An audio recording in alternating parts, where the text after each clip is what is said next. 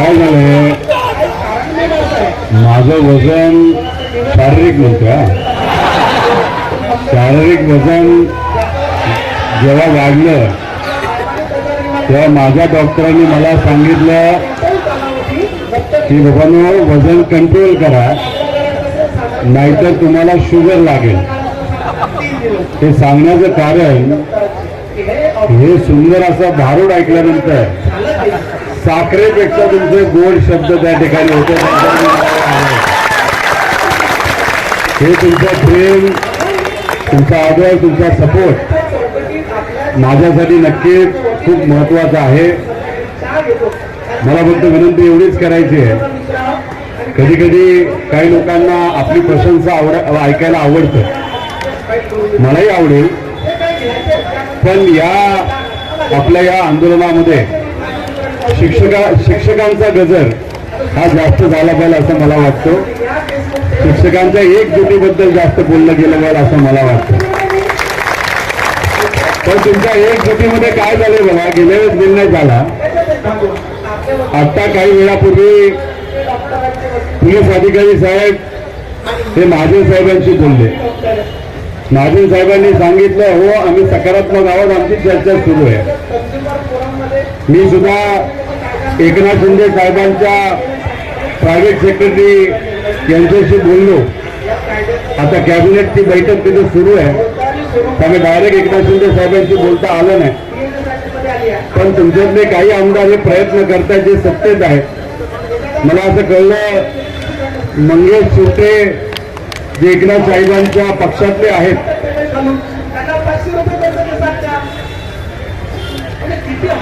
बघा तुमच्या एकजुटीची ताकद केवढी असते आणि तुम्ही ताकद दिल्यामुळे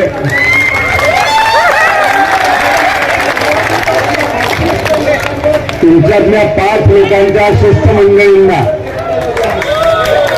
मुख्यमंत्री साहेबांनी आता बोलवलेलं आहे.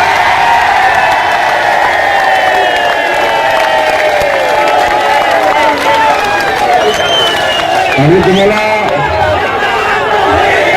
आता बघा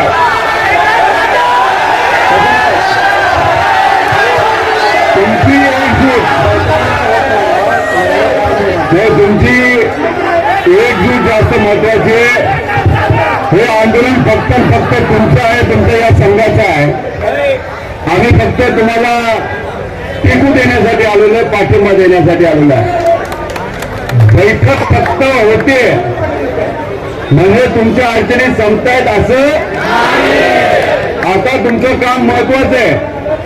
5 तुमचे प्रतिनिधी मुख्यमंत्री साहेबांना भेटायला चाललेत. मी काय जाणार नाही, मी इथं बसून जाणार आहे. फक्त तुमच्या सगळ्यांची जबाबदारी आहे. सत्ताधारी आमदार आणि जे विरोधातले आमदार आहेत ज्यांना तुम्ही निवडून दिले त्यांना आत्ताच्या आत्ता फोन करायला सुरुवात करा आणि पुढच्या 15 मिनिटांमध्ये अधिवेशनाच्या परिसरामध्ये जाऊन मुख्यमंत्री साहेबांना या लोकांबरोबर जाऊन भेटा, विनंती करा. लागले तर तिथं पायऱ्यांवर आंदोलन करा. पण आजच्या आज फक्त बैठक नाही तर आजच्या निर्णय या ठिकाणी भूमिका या सगळ्यांनी तिथे घेतली पाहिजे. त्यामुळे तुमचं शिष्टमंडळ चाललेलं आहे आणि आता भारूड फार सुंदर चालू आहे. त्यामुळे शिक्षकांच्या बद्दल आणि शिक्षकांच्या एकजूट बद्दल एक तर त्यांचा आवाज आणि त्यांच्या भारूड बद्दल सरांचं अभिनंदन तुम्ही त्या ठिकाणी करा. त्यामुळे आता याच्या पुढे शिक्षकांच्या एकजूट बद्दल आणि शिक्षकांबद्दल नक्कीच त्या काही गोष्टी आणि भारूड आपल्या सर्वांना सांगतील. पण हे सर्व शिक्षक म्हणजे हा पेहराव करणं सोपं नाही. हा पेहराव करणं सोपं नाही. हा पेहराव त्यांनी कोणासाठी केला? फक्त तुमच्यासाठी केला, आपल्या मित्र परिवारासाठी केला. आणि या पेहरावाच्या माध्यमातून ते जे काय गातात भारूड बोलतात त्यातून एक संदेश सरकारला जावा, तुमच्यापर्यंत पोहोचावा असा ते प्रयत्न करतायत. त्यामुळे आता तुमच्या आसपास जे कोणी उभे असतील, बसले असतील, ते जर वडापाव खायला नाही तर जेवणासाठी बाहेर जायला लागले तर तुम्ही काय करणार? मागच्या बाकी जण काय करणार, थांबवणार का जाऊन देणार? अरे तुमची एक जोटी आहे, तुमची ही संख्या आहे, म्हणून आता कुठेतरी चर्चा तिथे होते. तुमची जर ही संख्या हळूहळू कमी झाली, बैठक होणार नाही, निर्णय सुद्धा त्या ठिकाणी घेतला जाणार नाही. त्याचा निर्णय घेऊन तर तुम्ही काय करणार? ठरलं का? आम्हालाच लागले सगळं, आम्हीच करतो ना.